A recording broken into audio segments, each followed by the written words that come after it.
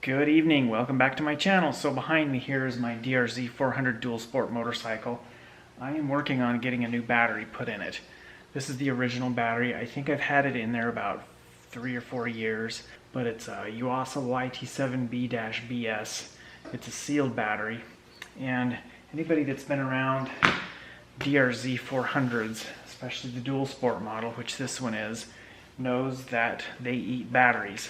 The electronic instrumentation in these bikes, the dual sport model, uses power even when the key is off, so over a long period of time it discharges the battery. So everybody that knows this keeps their bike on a battery tender.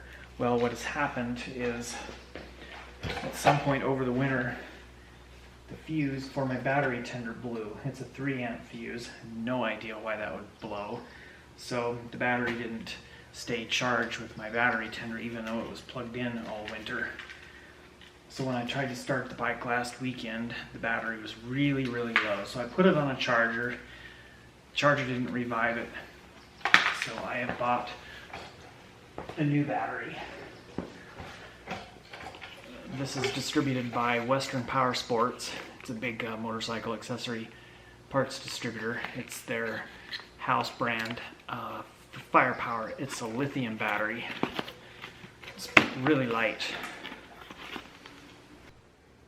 Got my postal scale set up here. So the original battery weighs 5 pounds 11 ounces.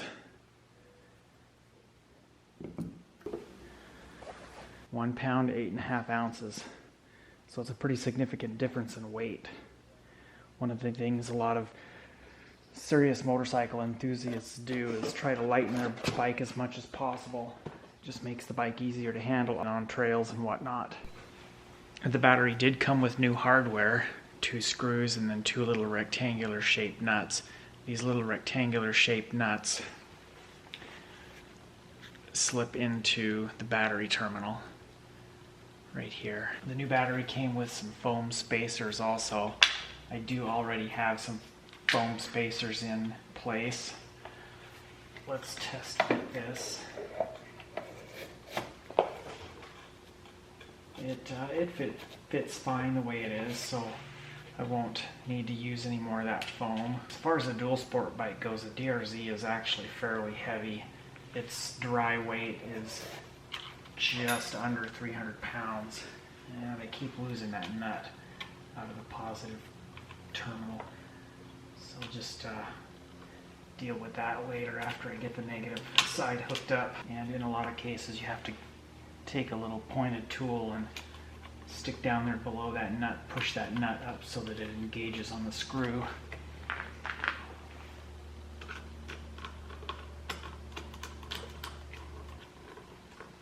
It engaged just fine. And over here on the positive I have 3 different wires. Got the main cable, power feed for grip heaters, and then the battery tender lead. So the thickness of those 3 terminals is going to dictate the necessity to use a little tool here. I have a small screwdriver to hold that up so that the screw will engage. And what I'm going to do first is install the battery clamp.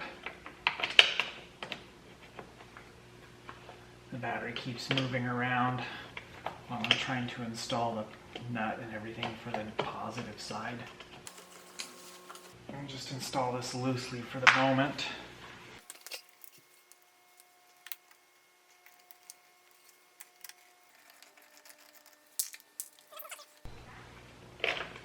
It's a 10mm socket. I'll pull my airbox cover off so that I can get the side panel back in place. The airbox cover actually engages over the top of the side panel, so the side panel needs to be on first. And the side panel tucks up in behind the seat clamp. This would be a lot easier if the seat was off of the bike.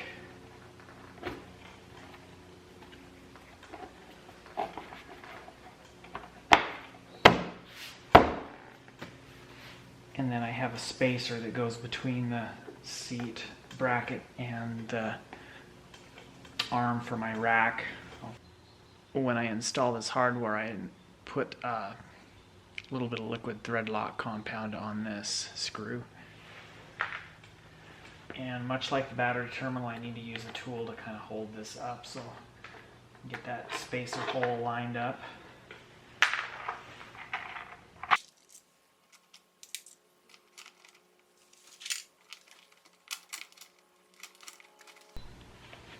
And now that I have everything buttoned up, I wanted to check the voltage of the battery. It's 12.95 volts. Now it shows 13. But another thing, this is another bolt that holds the side panel in place. I put some blue thread lock compound on that as well.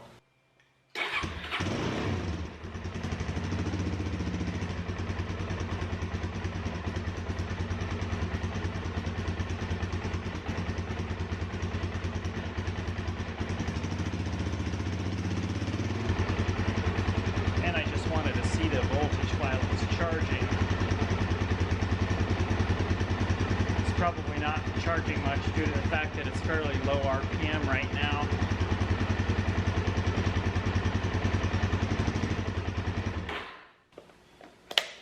But hopefully I get a little bit better life out of this lithium battery than I have with the other batteries that I've used.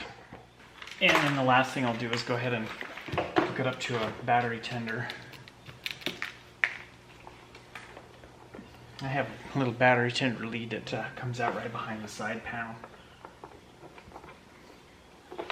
Light shows red when it's charging, and when it's in a float mode and just doing a maintenance, fully charged, it changes to green.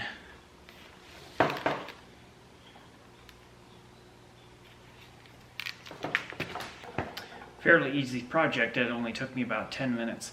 So hope you enjoyed that quick little tutorial on battery replacement on a DRZ400S. Give it a big thumbs up if you like the video, and be sure to subscribe.